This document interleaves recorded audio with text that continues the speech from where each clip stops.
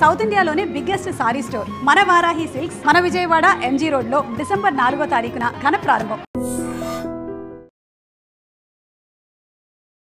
మరో కసాయి భర్త రెచ్చిపోయాడు. కట్టుకున్న భార్యనే కడతీర్చాడు. తలపై నాపరాయితో బలంగా కొట్టి చంపేశాడు. అవును, వినడానికి కూడా చూడటానికి కూడా దృశ్యాలు చాలా బాధాకరంగా ఉన్నాయి. ఆ కొడుకు ఇప్పుడు తల్లి లేనివాడైపోయాడు. ఎందుకంటే ఆ కొడుకు చెప్తున్న మాటలు వింటుంటే మా అమ్మ నిత్యం నరకం చూస్తోంది మా నాన్న వల్ల, కానీ ఒరే నీకోసమే నేను బ్రతుకుతున్నానురా, ఇవన్నీ భరిస్తున్నానురా, ఎన్ని వేధింపులైనా నీకోసం మాత్రమే భరిస్తానురా అని చెప్పేది.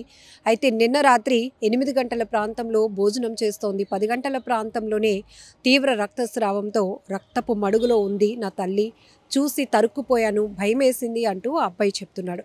ఈ దారుణమైన ఘటన కాకినాడ రూరల్ గొల్లవీధి 2వ వీధిలో జరిగింది.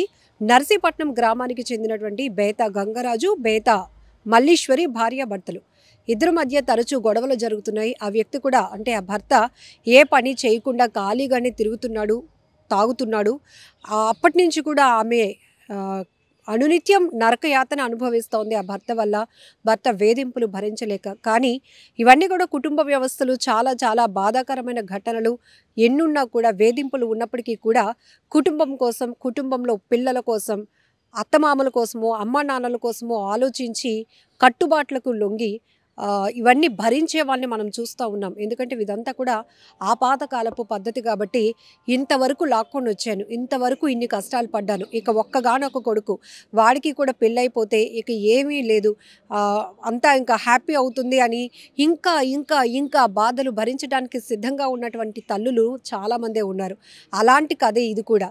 ఇప్పుడు ఆ కొడుకు మాట్లాడుతున్నాడు, నా తల్లి నిత్యం నరకం చూస్తుంది మా నాన్న వల్ల, పదే పదే మా అమ్మ చెప్తూ ఉండేది, ఒరే నీ వల్లే ఉన్నానురా, నీకోసమే ఉంటున్నానురా, నీకోసమే నేను భరిస్తున్నానురా అన్నది. అంతలోనే నిన్న ఏం జరిగిందో కూడా తెలీదు.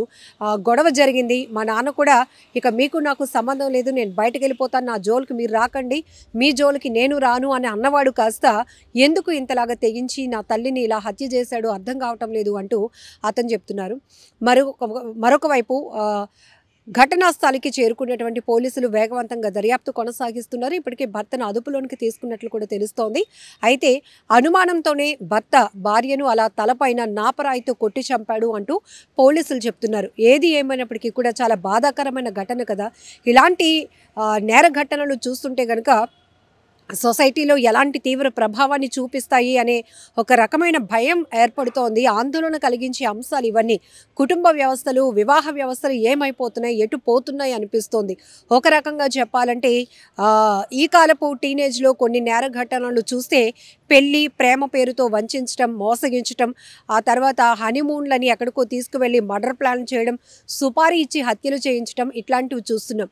కొంచెం పాతకాలపు పద్ధతి నుంచి కూడా భర్త చేతిలో అనేక రకాల వేధింపులకు గురవుతున్న మహిళలు కట్టుబాట్లకు లొంగి ఆ వేధింపులు భరిస్తూ భరిస్తూ భరిస్తూ కుటుంబాన్ని నడుపుకుంటూ రావాలి అనుకున్నా కూడా భర్తల్లో ఎటువంటి మార్పు ఉండటం లేదు. ఆఖరికి మద్యానికి బానిస అవ్వటం, జులాయిగా తిరగటం, సంపాదించడానికి ఆసక్తి చూపించకపోవటం, కుటుంబం పట్ల బాధ్యత లేకపోవటం, భార్య పిల్లలు వాళ్ళ గురించి కనీసం పట్టింపు లేకపోతూ ఇట్లాంటి విచ్చలవిడితనంకి వెళ్ళిపోతూ వికృత చేష్టలకు పాల్పడుతున్నారు. ఆఖరికి గొడవల మధ్యలో కక్షపూరితంగా కావచ్చు, ఆవేశపూరితంగా కావచ్చు, ఉద్దేశపూర్వకంగానో తెలియదు కానీ భార్యల్ని హతమారుస్తున్నటువంటి ఘటనలు కూడా ఈ మధ్య చూస్తున్నాం. సో ఇలాంటిది ఇప్పుడు కాకినాడ రూరల్లో గొల్లవీధి 2వ వీధిలో జరిగినటువంటి ఘటన ఒక్కసారిగా ప్రతి ఒక్కరిని ఉలిక్కిపాటుకు గురి చేస్తుంది. ఎందుకంటే ఆమె కూడా ఎన్నో కష్టాలు అనుభవించింది. ప్రతిరోజు ఆ ఇంట్లో గొడవలే, అయినా కూడా ఇంతవరకు లాక్కొచ్చింది. అంతలోనే వాడికి ఏం జరిగిందో తెలీదు, ఏమొచ్చి పడిందో తెలీదు, ఆమెను అలా కొట్టి చంపేశాడు అంటూ కూడా ఇరుగు పొరుగు వారు, స్థానికులు మాట్లాడుకుంటున్నటువంటి మాటలు కూడా చూస్తున్నాం.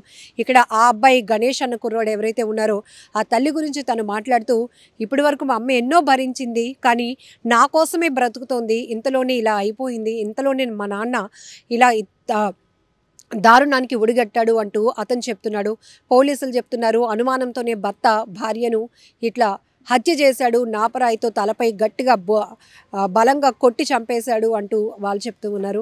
ఏది ఏమైనప్పటికీ కూడా ఇవన్నీ కూడా పిల్లల మీద ఎలాంటి ప్రభావాన్ని చూపిస్తాయి అంటే, చిన్నప్పటి నుంచి కూడా ఒక హెల్దీ వాతావరణంలో పెరిగే పిల్లలు వాళ్ళ ఎడ్యుకేషన్ సిస్టమ్ కానీ వాళ్ళ ఆరోగ్య పరిస్థితులు కానీ చాలా మెరుగ్గా ఉంటాయి.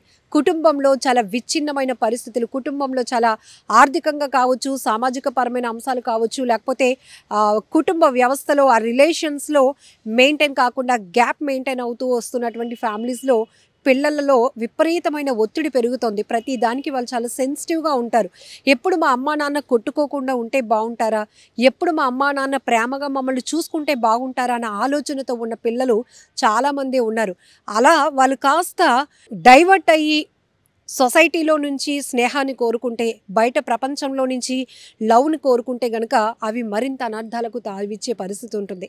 కుటుంబం అంటే అందరూ కలిసి ఉండటం, కుటుంబం అంటే ప్రతిదీ ఒకరికొకరు అర్థం చేసుకోవడం, షేర్ చేసుకోవడం, కష్టం వచ్చినా సంతోషం వచ్చినా వాళ్ళల్లో వాళ్ళు ఒక సొల్యూషన్ వెతుక్కోవటం.